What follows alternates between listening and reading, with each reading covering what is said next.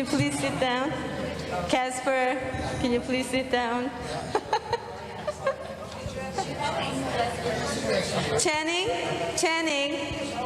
can you please sit down here? I'm going to take off on this. Hi, good afternoon. You know, running a gallery, I think you know what is it like. And for me, this is like a one-man show, right? So I think a lot of you know this gallery is run by students. Did you know that? But, you know, we are doing such a good job. And so there's a few things that we cannot do, like open the weekend. And, you know, like today, there's a big event going on, so we could not get any, like a camera person or recording device. So we have to figure that out. So Rudy over there, he's our history student. And somehow he figured it out. So I hope it works, and we record like a value of everything you're gonna say, and then we're gonna distribute. So let's give us like cross fingers. And thank you so much for being here today, and it's so exciting to see you. And more than anything, I really, really want to thank all the artists here. Without your great work, we cannot put together a show like this. So I'm honored, and I have this like boundless enthusiasm to introduce this show to the public and university, and you know, day after day. And we're going to be here. The show is going to be here until October 22nd. So please tell your friend, colleague, and come to see the show. And the gallery hours from 12 to 5, Monday through Friday. And if you really have to come on Saturday or Sunday, please contact me. I will come here, open the door for you. Okay? Okay. So I'm just gonna ask each artist to talk about their work a little bit, and maybe 2 to 3 minutes. And then after that, we're gonna open the floor to have a conversation. Is that okay? Yeah. Okay. So who wants to start? Yeah. Uh-huh. Hello, I'm Channing Hansen, and I work with textiles to create paintings using usually computer algorithms. The work in this show was from a series called, oh God, what was the name of the series? I'm blanking. Anyways, it was, I was using higher dimensional topologies and then kind of rotating them in these higher dimensions and flattening them and stitching them together using this thing called surgery theory, which was a kind of nod to Roberto Berg. And so yeah, no, it's, you want to? Sure. That's not enough. Is that enough? Oh. What about your shape and the name? Oh, yeah. Don't be shy. Yeah, no, artists shouldn't have to talk about the work. No. I work, I really like getting into the what is it, going as deep into the materials as possible. I work with a sheep geneticist who is trying to bring back the original colors of the sheep. So I have an intimate relationship. I return to the same sheep year after year, and I have their fleece. I wash them, dye them, spin them into yarn, and then actually can go ahead and knit the piece. Yeah, so it's, I like getting into things. That's more like it. Is that better? Okay, yeah. Hi, I'm Kelly Berg, and my two works in the show, Mysteries at Giant Rock and Driving on the Edge of Sunset, they're both triangular works. My process is with acrylic paint, and I use a glazing technique, so it's actually several layers of paint on each canvas. And these works were very special to me because they were created at my recent artist residency in Joshua Tree. And last year in 2021, I spent 5 weeks out at Boxo Project's residency, and it's right next to the park. And part of my project there actually led to these paintings, the compositions and the subject matter. Basically, my project out there was realizing another series of paintings, which also the Weisman Art Foundation has in their collection, of pyramids rising up from cracks in the earth and inside caves. And I've always been interested in this, the relationship between nature and humans and geology and archaeology.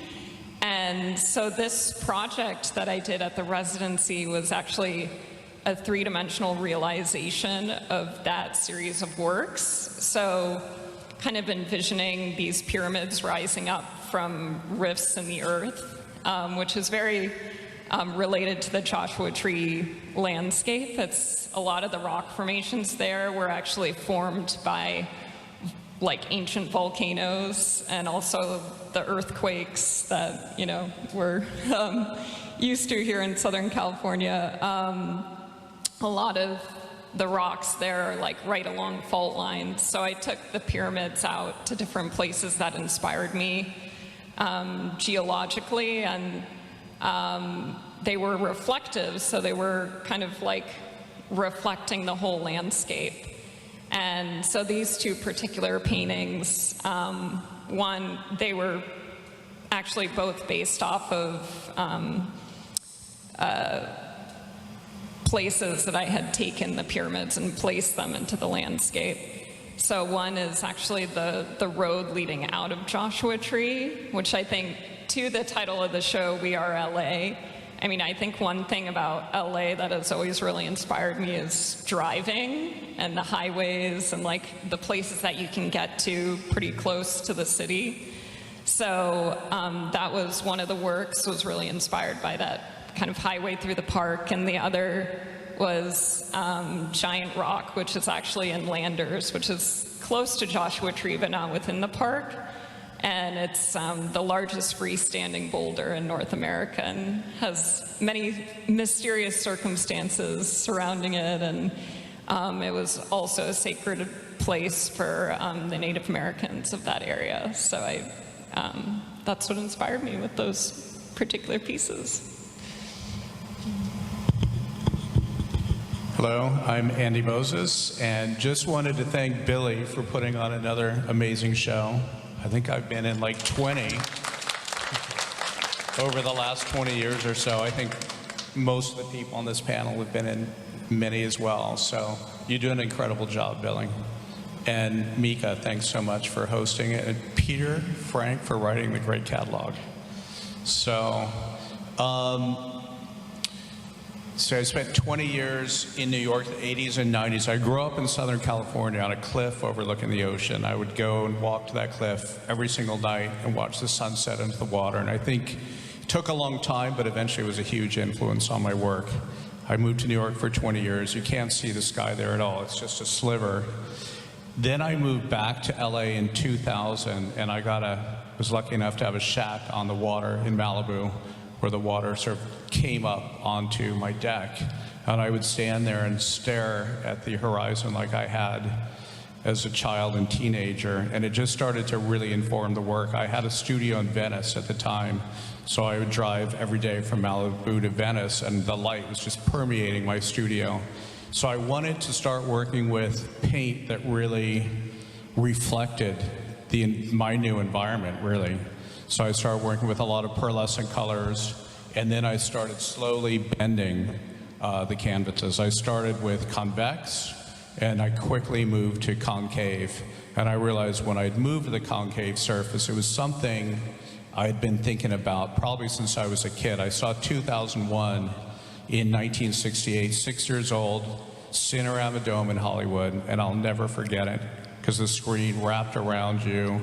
you went into that Jupiter atmosphere dive at the end, and it just looked like light was coming at you from above and below, and it was this transcendent, infinite kind of feeling. And from that point on, I grew up around painting, but I hadn't seen anything yet that took me exactly where I wanted to go. I wanted to go into this amorphous, transcendent, amazing experience. And that's what I attempt to get in my paintings. Hopefully I chip away at that. But yeah, I want you to feel immersed, and I'm interested in abstraction, but I'm also interested in imagery that is slightly abstract but suggests hundreds of different things, from landscape to topographical landscape to microscopic phenomenon to astronomical phenomenon. I've worked with paintings over the last 35 to 40 years that encompass all of those things, and hopefully I'll be doing that for another 35 or 40 years. So thanks for coming. I hope you'll be doing it for that long, too.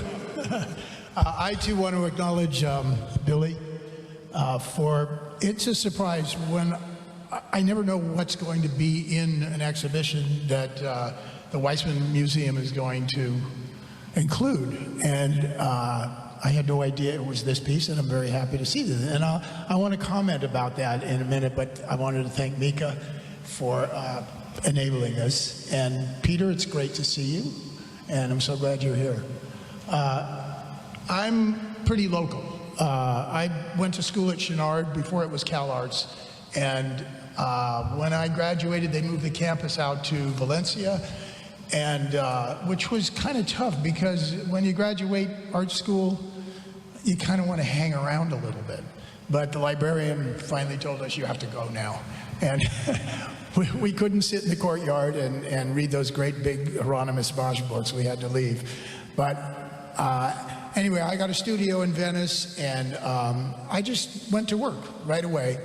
And a lot of us at that time, I graduated in '70, so a lot of us at that time were very curious about New York and about older artists. We had some guys who were a generation older than us, but what about after that? And that question really was compelling because I had Emerson Wolfer was a painting teacher of mine, and Mike Konomitsu, and these guys would have tales of New York, but we really didn't know anything about it.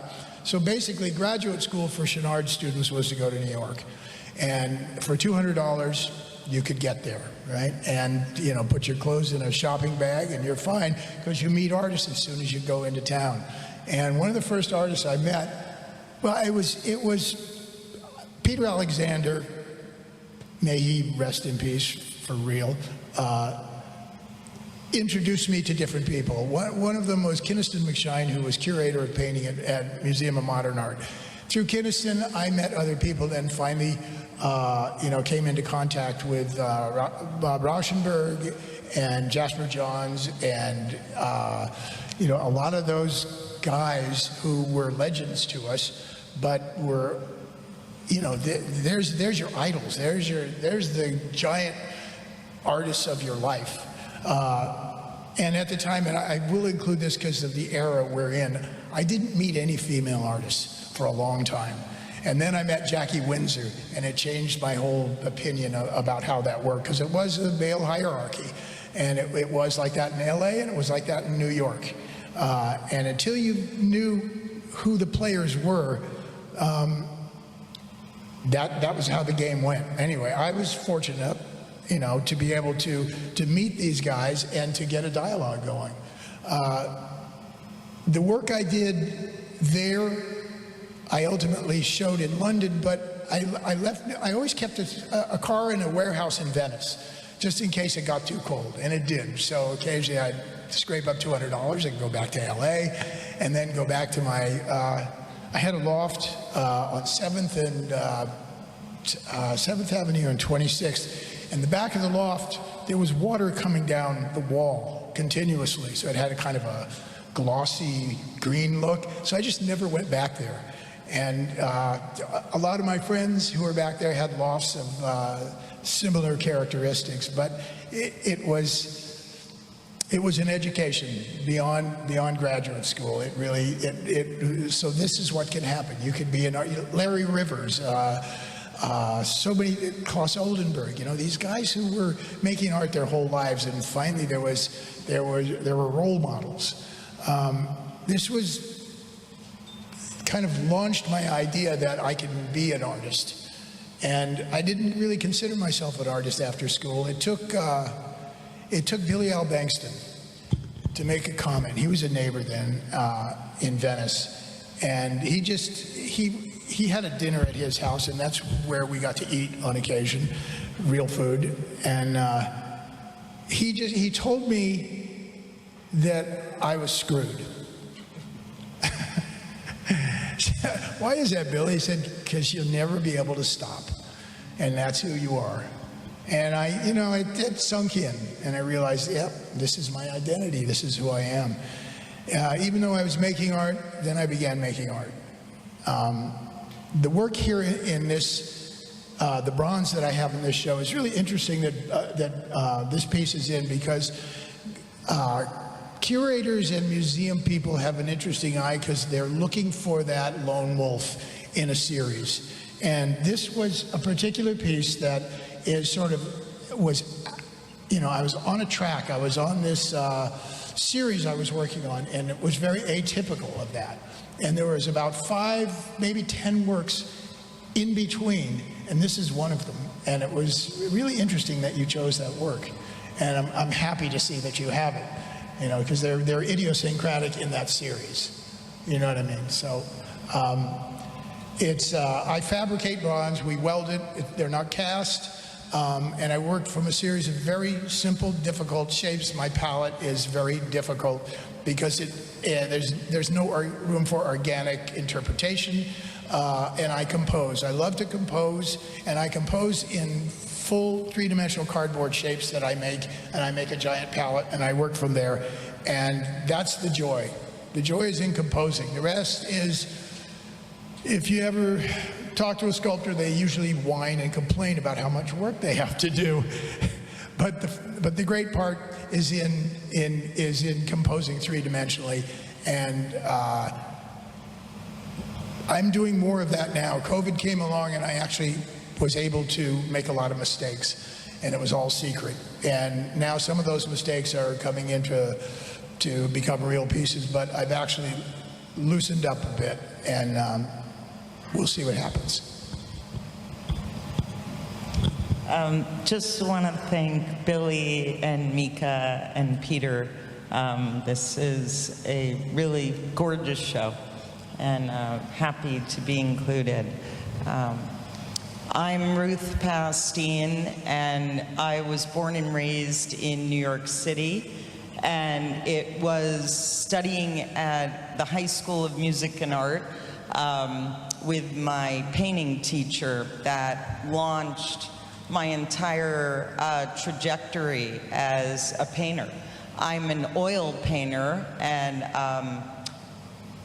it was really the focus on color which just eliminated all subject matter for me and became the content of my work. In exploring color, I realized that I was soon to discover the phenomenology of color and how color holds light and space.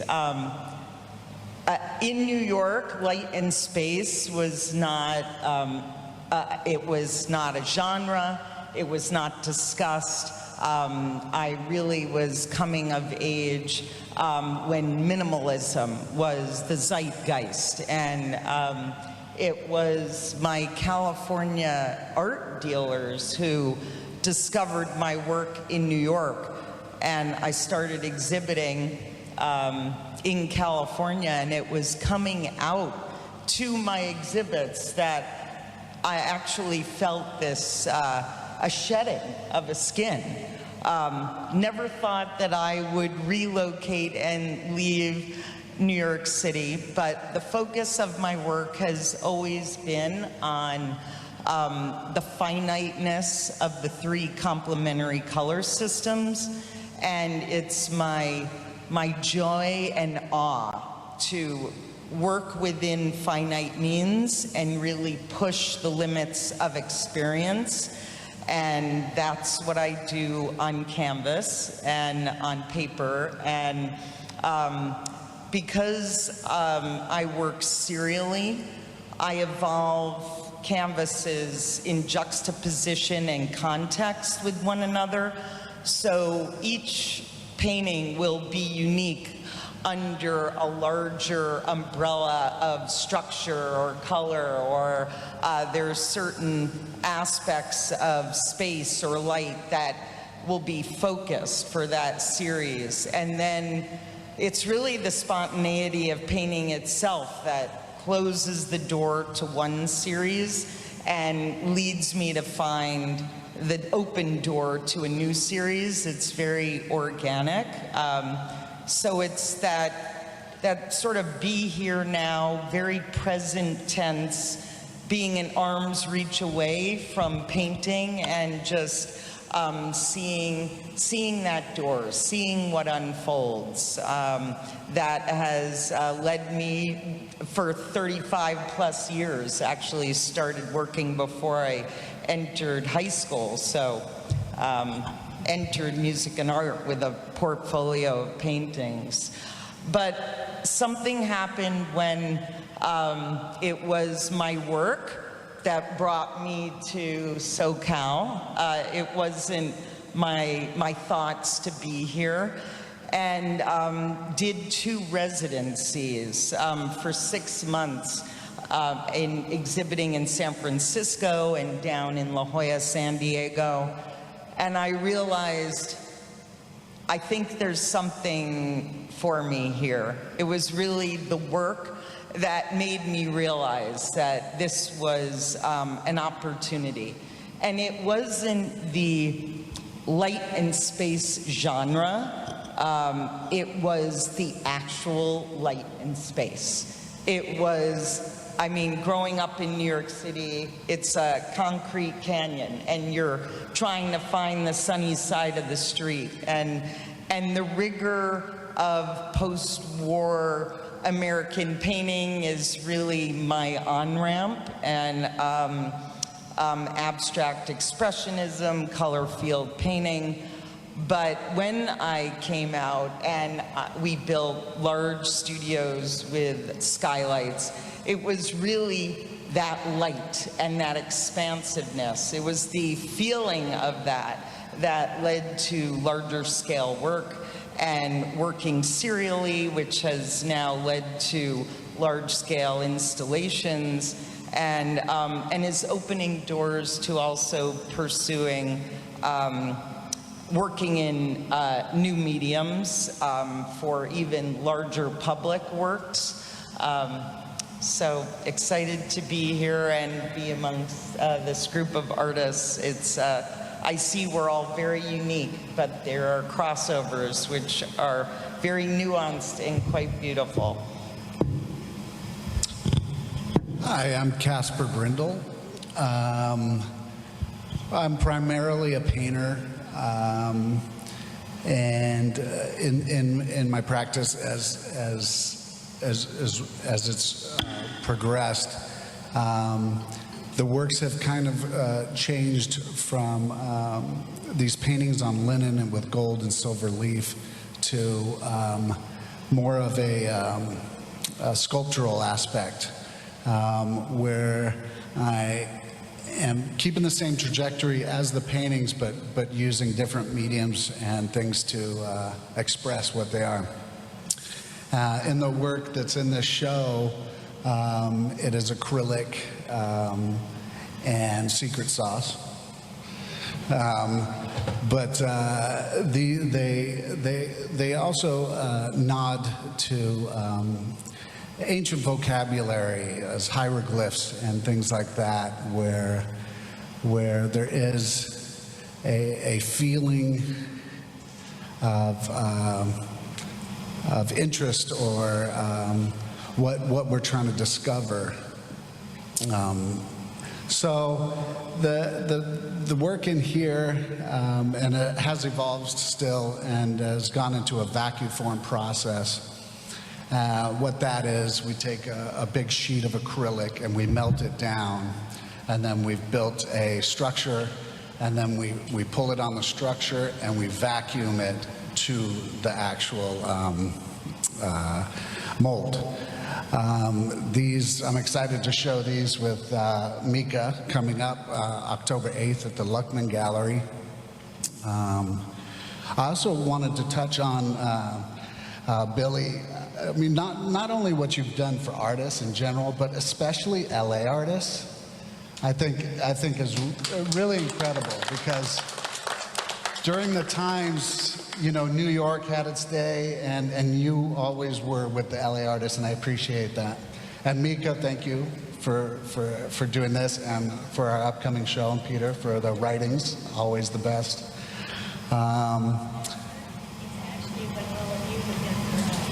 Oh, thank you.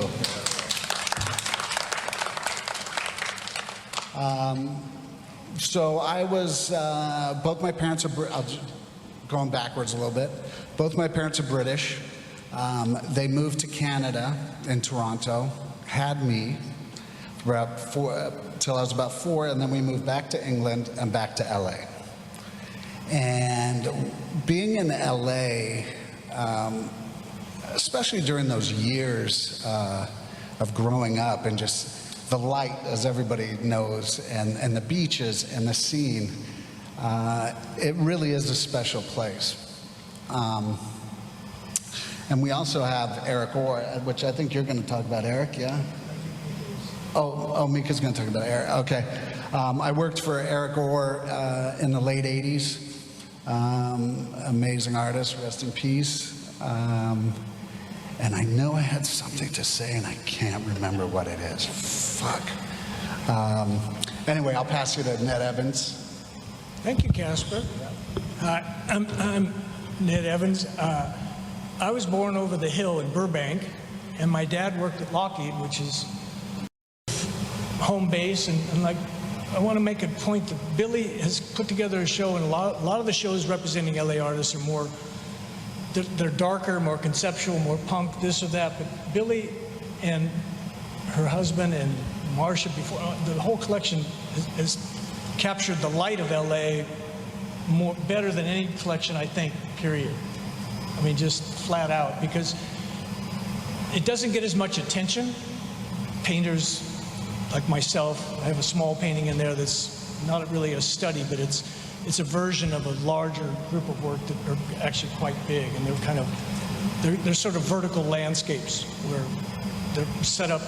My father worked at Lockheed, and it's almost like it's a triptych, but it's almost like a wing shape that grounds the painting. So the painting's very grounded, but it's also very, there's a lot of motion going on. So I sort of inverted the landscape, and you know, I always think I'm doing abstract paintings, but I'm just a landscape painter. Anyway, but I wanted to really credit Billie, because it's really enjoyable to see this. And I sort of was thinking driving out here, and Avilda and I were talking about going to Malibu and really early and certain thing when I first went to certain areas, and these childhood experiences that just get locked in your brain. And for me, it was growing up in the valley, and then, oh my God, there's the ocean. My older brother I would hide in his car, and we would go to the beach. And that stuff sort of signals you. And I've talked to people like Peter Alexander. It's all those, you know, when you were young, growing up, whether it's the water or the mountains or whatever, or somebody like Ruth who's moved here, but found a place for what she was doing, even though she was from New York. You know what I mean? It doesn't matter where you're from. I mean, I was born here, but it doesn't matter. But it hits you, and it sort of stays with you. Okay, thanks. Wow. Well, thank you very much for having me here. I'm glad to be included in this collection. Billie, thank you so much. And what was written by Peter Frank is spectacular. I really enjoyed reading that. What can I say? You know, I was born in Southern California, And my father was in aerospace, just like Ned, with Douglas aircraft. Everybody was. It was the war. It was the war. My grandmother was Post-war. Cloverfield Rosie the Riveter, you know. And I'm proud to be part of that generation coming up from there. And like Ned and Andy, and well, I have a good story, a little story. Thank you. Okay. I grew up in the Santa Monica Canyon, and I was in love with the ocean as soon as we moved there when I was 4 years old. And I just fell in love with the ocean. I surfed my whole life, and I still do. But I discovered artwork somewhere between junior high school and high school. I mean, really discovered it. And my teacher said in high school, you need to go to Chenard. So I went to Chenard, and I was lucky to be accepted. And when that school moved to Valencia, or Burbank and then Valencia, I made the transition and discovered that art schools can be completely different. Chenard had a history of my God, some of the best artists in the world came from Chenard, and went to Cal Arts, and nobody had graduated from there yet. I was one of the first students, so it was a little different. Thanks, Charles. And okay, so funny story. I worked in my garage most of my life. That was my studio, and I was in my studio working, and I decided to make my stretcher bars, including this blue painting that's here at the entryway. And I had about 6 stretcher bars I was making out in the backyard, and I couldn't get corners to match up. I was having a tough time. I was swearing, and I hear this voice come over the fence from my neighbor. I look up, and it's Ed Moses, and he's looking at me. And of course, I didn't know Ed at that time. And he says, "What's wrong? What's going on over here?" And I said, "I can't get this canvas and this stretcher bar to match up." And he came over, he talked to me, he calmed me down, and not knowing who he was, you know, I thought... Ed calmed you down? Ed calmed me down. And so Ed said, "Listen, don't do this anymore. Here's Lucius Hudson's business card. I want you to go get your canvases made there, and you'll be happier." And so that's kind of how he calmed me down. And from that point on, I was loving life. Lucius made the best canvases in the world for me, and I had a great career going. With this painting and a number of series after that, I discovered geometry. It made me delve into geometry like I never imagined before. Of course, I love Frank Stella, and I love all these different artists that work in hard edge, but Ellsworth Kelly. But it's something that I wanted to go beyond. And in 1998, I received a fellowship to go paint in Costa Rica, and I didn't want to go. A lot of my friends surfed, lived there, and it was sort of against my principles of getting work done. I'd just be surfing the whole time. But I flew down, and while we're flying down, I couldn't believe the landscape. So I started drawing the landscapes on air sickness bags. I didn't have my drawing book with me or anything. And it worked. A ballpoint pen and an air sickness bag. I had white paper, and I had an image. So I'd get to my studio in Costa Rica. It was a newly built art colony by a man in West Hollywood. His name was William White. And I had this facility all to myself, worked out with LA Art Corps Gallery in Los Angeles. And I stayed there for 30 days working on transforming hard edge, geometric square within a square, circle within a circle, to creating subject matter. Instead of squares or geometry, it was actually a volcano, a river, a gorge. And I worked on that. And all of a sudden, I developed a new style of painting with my acrylics, and I kept at it. And worked on it with watercolors, gouache, whatever medium I get my hands on in Costa Rica, and came back with a number of finished pieces that I really enjoyed. And from that moment, I fell in love with Costa Rica. So it's become a yearly event for me to go back there and work in the art colony and try and get more from my drawings. I never developed a drawing style better than when I was traveling in the airplane. For some reason, I was able to wall myself off from anything that was going on around me and just look out the window and draw. And I created about 400 drawings over the last 20 years, and I find it to be very important in my career as far as being a painter. And I'm still going down to Costa Rica. My wife, who's here, is Costa Rican, and hoping that I can continue this another 20 years. So, thank you. Hi there, I'm Charles Hill. I'm happy to be here, and I've known Billie for many years, and I appreciate her putting me in this exhibition. The piece in it that I have here is, I don't know, 40 years old. I don't do anything like that anymore. But a little bit about me, I used to live in this area. I grew up in Southgate, the other side of just down the 710 freeway, and I'm a proud graduate of East Los Angeles College that's around the corner here. And I think I got my main inspiration to be an artist through an exhibition I saw at the Los Angeles County Museum of Art called Sculpture of the 60s. And it was a long time ago when I was in high school. And I decided, man, this is something I want to do. And it really made me want to do it because I had this great grade point average in high school and throughout my academic career, with one exception being mathematics. And I can't add and subtract to this day. Yeah, and so I think that's a common thread that a lot of artists have.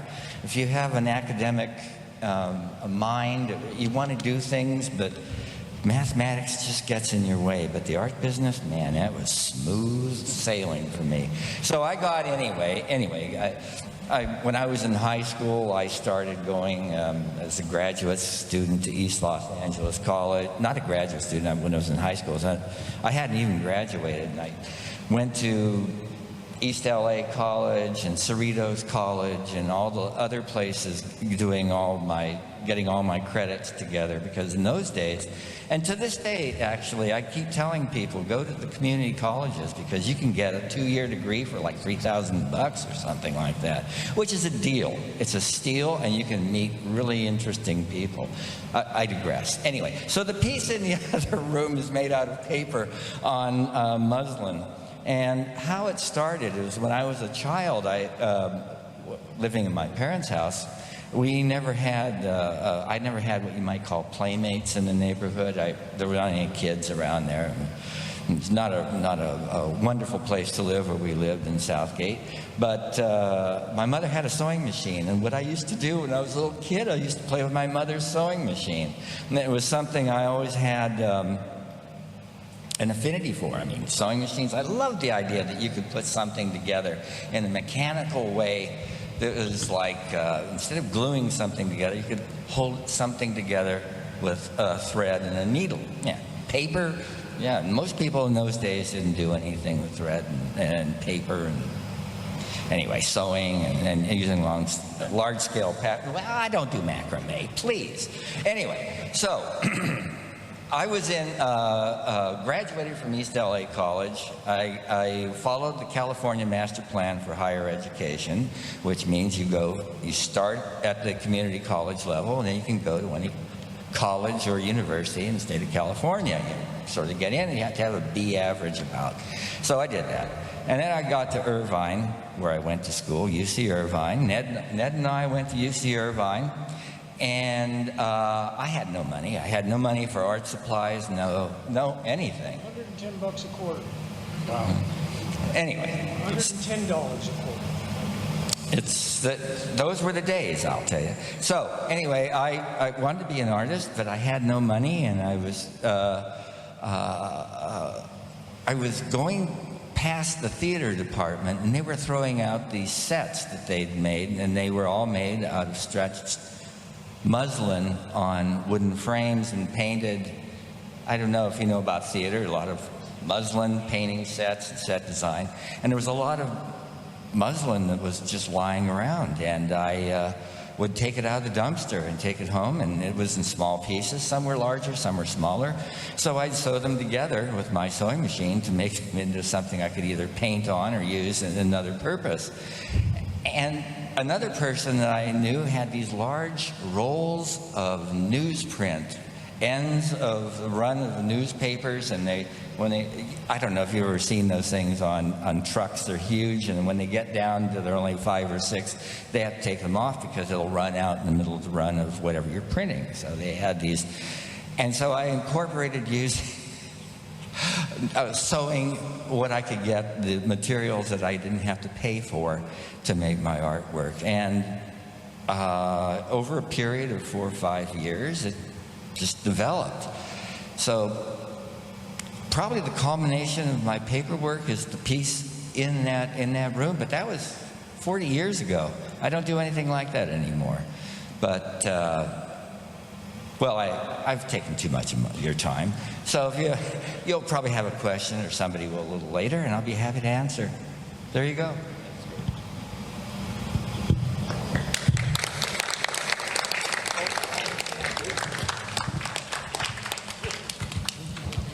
So I just want to give you brief information about how this exhibition came about.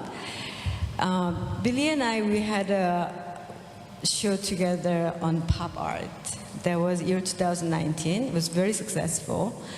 And that was the first time we worked together. And I just couldn't believe, like, there's somebody out there I can work like this. And, you know, sometimes work is hard, but the work is hard but give you pleasure. I think that's the part of the work, right? So since then, we haven't stopped like talking to each other about when is going to be another show. And so this show, actually, we've been talking about for 2 years, right? And then, so what I had in my mind was not working with Billie, but it just have like a dream, you know? So I came up with some artist name. I'm not going to mention it, but when I shared with some of the people in art, they were like, oh, Mika, dream on high, you know? So how are you going to put all this together? So I started thinking about, yeah, this artist, I have to contact this gallery, this artist, I have to contact this museum, this artist, I have to visit the studio. So those things was going in my mind, and at the same time, Billie and I were talking about, let's do another show. So she asked me one day, what's in your mind? So all I had to tell her was about LA. It has to do with LA. And then I knew if this show is going to happen, this is going to be our 75th anniversary of Casper LA. And then I found out this is 35th anniversary of Frederick Weisman Foundation. Did you know that? So it's really meaningful year for both institutions. And then when she sent me the list of the artists, I just could not believe it. She read my mind. She was in my head. Because those names, I put it together, was all there. And I was just like screaming, literally. And then I called her, like, let's make it happen. So that's how it happened. So it's kind of like a survey of last 50 years of Californian abstract in like a different manner, right? So I am so like proud and honored to have this show, and just working with Billie, it's been just a dream. And we're already talking about next show in 2 years, so stay tuned, right? And then, so Elizabeth Orr contacted me. She wants to come here, but she couldn't come, and can you just introduce his work to the audience? So I'm gonna ask my student Channing to read about the specific piece in this show, so let's hear about it. Thank you. Eric Orr is an artist that has been noted as being a key figure in the light and space movement in California from 1965 to 1998. Orr's works explore a religio-philosophical conceptualization of space icons found in ancient religions and cultures. The artist worked with a variety of natural and unconventional materials, such as stone, metal, water, fire, gold leaf, and lead, alongside blood, crushed bones, and parts from AM/FM radio transmitters. He would continually explore perceptions of space and light through large sculptural installations and through monochromatic painting. In Night Shift, his association with the light and space movement is more evident as this work becomes less like a painting and more like blocks of color suspended in space.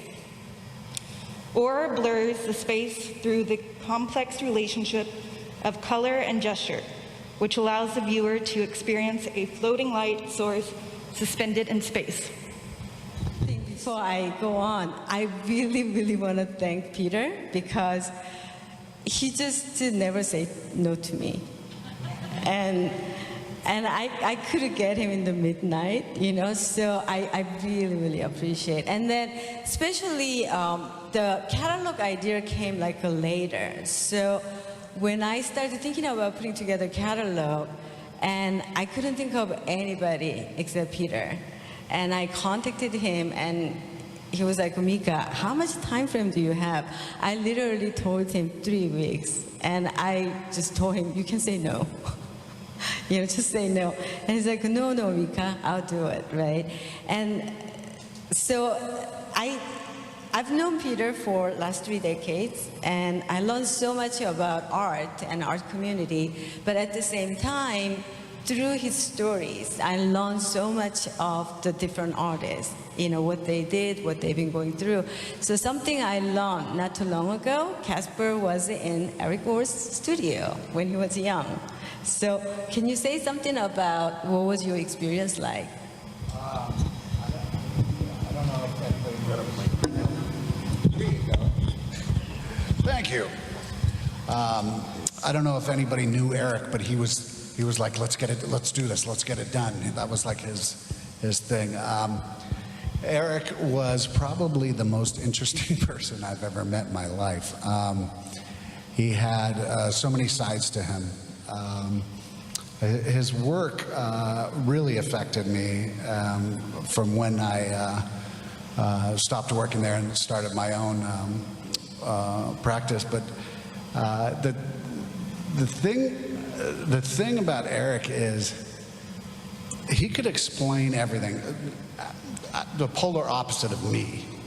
He could explain everything so well, and just always wanted it done, and had these ideas that were just amazing. I mean, I don't know. I think there was a piece called Colt 45. I don't know if anybody remembers it, but I remember being in the studio and walking in one morning. And it's a pretty nice sized studio, but it was kind of dark because it was early morning. And it's a black Colt 45 rigged up to a drum bass pedal with a black chair facing it. So it's, it's basically a suicide machine. You just hit the bass drum and it'll shoot you in the face. But the feeling I got from being in that room with that piece was overwhelming, for one, and then his paintings, getting his paint ready and things like that. I mean, he was a good guy and a very talented artist, and I'm glad he's in the show, like right around the corner, which is kind of nice.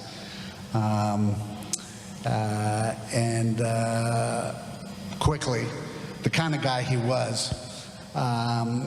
At the end of working for his studio, I had to move a water sculpture. I don't know if you guys are familiar with the water sculptures, and they come down and they bead down, and they're really beautiful. But he's like, you got to go pick this up and then take it to, I believe it was a synagogue, and install it. Okay, no problem. So he's like, just get some guys and do it. So of course I call my friends who are like jobless down the street in Venice to go help me. And so we pick it up, we get there, and we're carrying it, and you had to carry it a certain way, else the weight or it would bend and crack. And my friend picked it up and it cracked. But the type of guy he was, I came into work, I think it was like 2 days later, and he's like, it was a bottle of Jack Daniels, and he just said, thank you. I don't hold anything against you, but you gotta go. So, but anyway, so I mean, it was an enlightening experience for sure. And in fact helped me, because then I just got on my own journey instead of kind of staying there too long. But yeah, it was fabulous working. Thank you for sharing. Andy, So I worked for Pastine when I first moved to New York, starting in 1981. Fantastic painter, still making great paintings.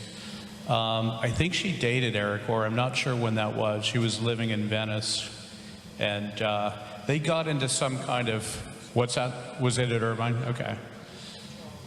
So she was dating Eric, and I can't remember what the argument was about, but she backed up the car a little bit and drove right through the front of his studio. So I'm not sure what year that was, but true story. Thank you. So is there anyone have a question to this artist or about the show, about the work? No? Oh, there is one more quick story about Eric. We were good friends for many years, and more opposite we couldn't possibly be. I build structures, and he comes from ideas and from his spirit, and when the idea that he put blood in his work was not just putting a pigment in there, it was about his soul, and he put that on the canvas.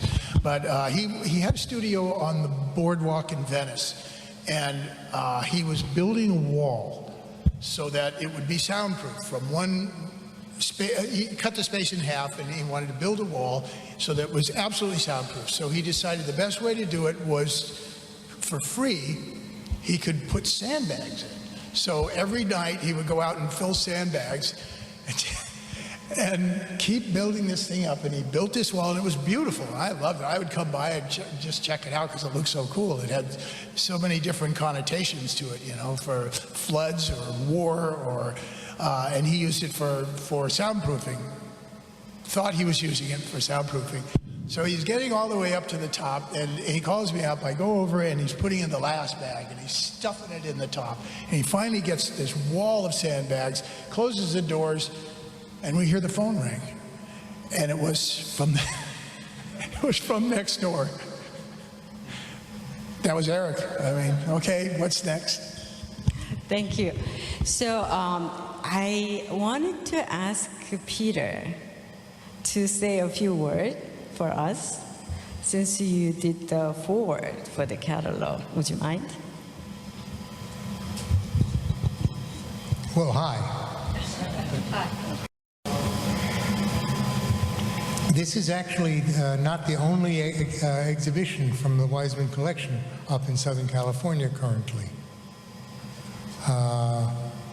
There's a beautiful selection of black and white works down at the Laguna Art Museum, which complements this exhibition perfectly, given how colorful this one is, and in fact how thoughtful about color this one is.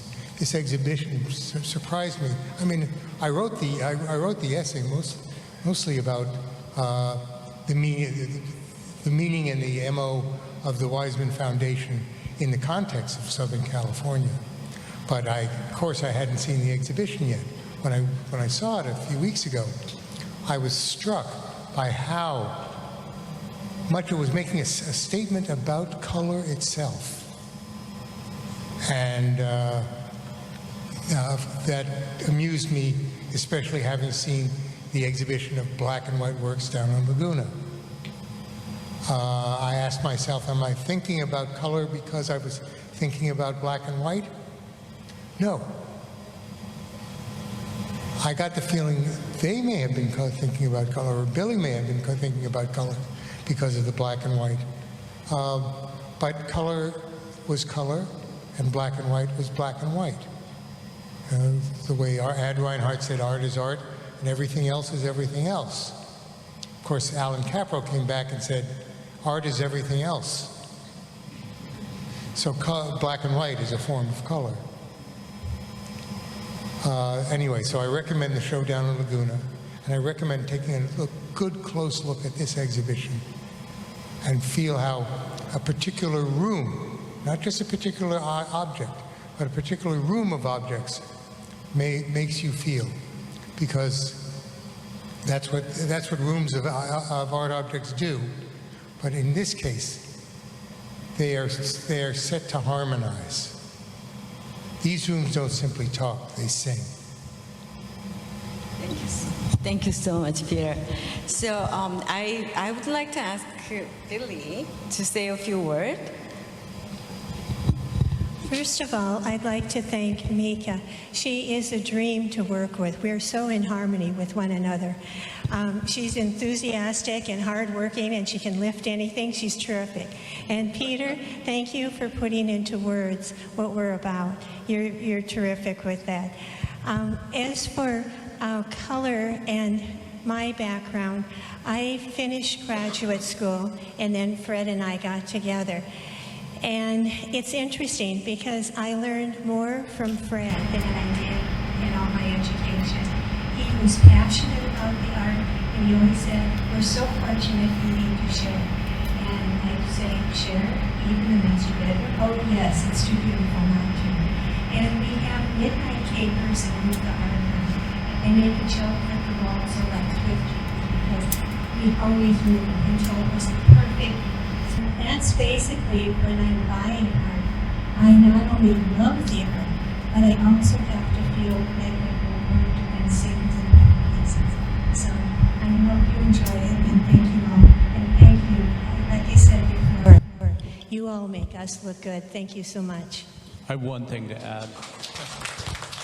So we have a few minutes, and I wouldn't talk more of anything. You need time to look at the show. Some of you haven't seen the show yet, right?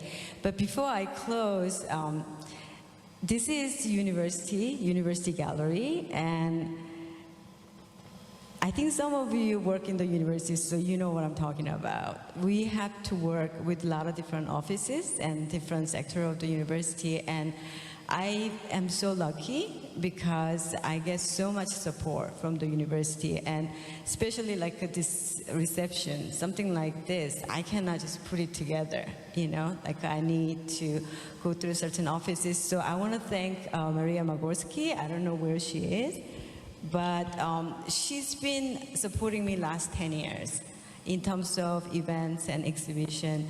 And she has so much interest in culture and art, so I'm so lucky. And then we have the new Dean of College of Arts and Letters, and Stephen, I still cannot pronounce his last name yet. So can you just stand up and, yeah. So this is our new Dean, and So true that I can take zero credit.